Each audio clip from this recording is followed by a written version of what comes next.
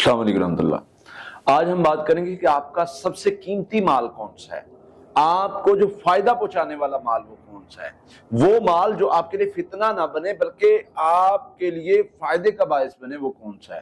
نبی صلی اللہ علیہ وسلم نے فرمایا یہ جو انسان ہے یہ کیا کہتا رہتا ہے، یہ کہتا ہے مالی مالی، میرا مال میرا مال، حالانکہ اس کا مال تو ہے ہی نہیں، یہ مال تو دوسرے لوگوں کا ہے، اس نے تو مر جانا ہے، مال جو یہ کماتا ہے، یہ محنت کرتا ہے، یہ تو دوسرے لوگوں کا ہے، لیکن اس کا تو مال یہ ہے ہی نہیں۔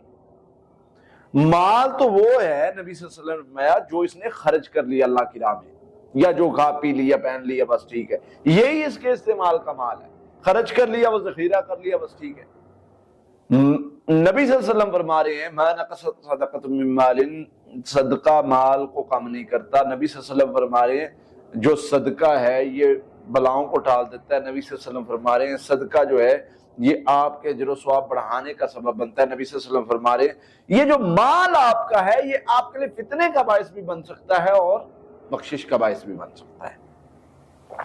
وہ لوگ جنہوں نے اس مال کے ذریعے اللہ کے ساتھ دوستی کی، جنہوں نے جو ہے وہ اللہ کے ساتھ تجارت کی، جن کا ذکر اللہ قرآن میں فرماتے ہیں، وہ لوگ جنہوں نے میرے ساتھ تجارت کی، بزنس کیا، اللہ فرما رہے میرے ساتھ جنہوں نے بزنس کیا وہ کون لوگ ہیں؟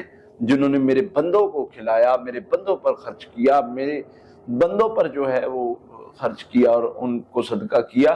اللہ فرماتے ہیں میں ان کو دوں گا 7 گنا نہیں 70 گنا، 70 گنا سے بھی اگر اخلاص میں زیادہ ہے تو پھر 700 گنا تک بات چلی جاتی ہے، کوئی چھوٹا اجر نہیں ملتا۔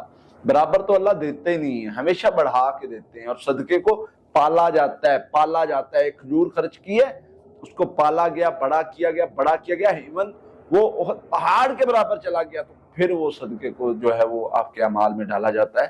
اس لیے یہ ایک بہت بڑا عمل ہے، اس عمل سے انشاءاللہ آپ جو ہے وہ جنت میں جا سکتے ہیں۔ تو اس لیے قیمتی مال وہی ہے جس کو خرچ کر کے اللہ کو راضی